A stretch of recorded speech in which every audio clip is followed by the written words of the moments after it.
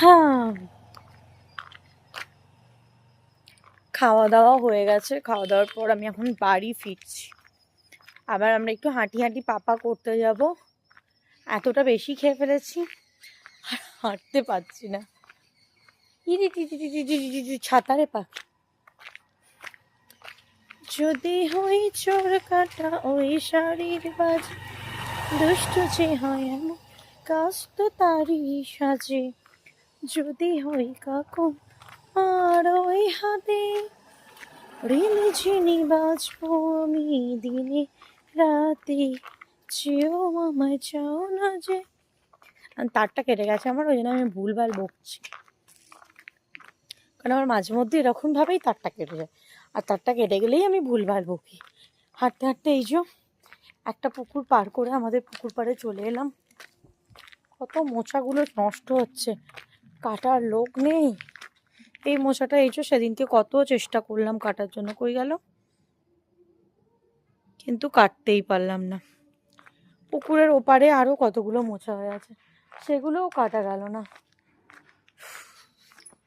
কি আর করা যাবে, ভাগ্যে নেই কো ঘি, ঠক ঠকালে হবে, সেই বক্তব্য হয়েছেন।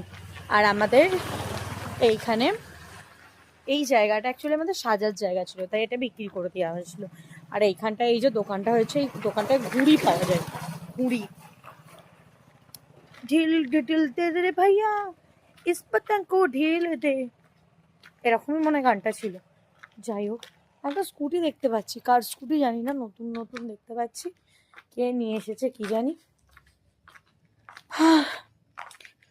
এসেই গেলাম বাড়ির কাছে। এই যে মাদার ইন্ডিয়া দাঁড়িয়ে আছে, ওখানে কুকুরানি বসে আছে।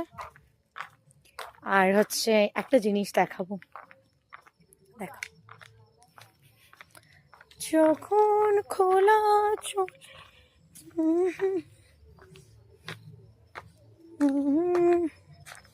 আমি এখন যাচ্ছি ওই যে সর্ষে ফুল তুলতে।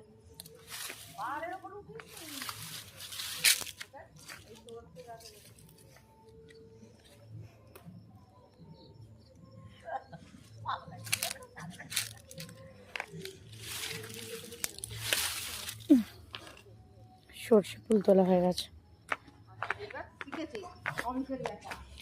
হ্যাঁ, এই যে একজন সাইকেল চাপা শিখেছে, আর এখন আমি এসেছি।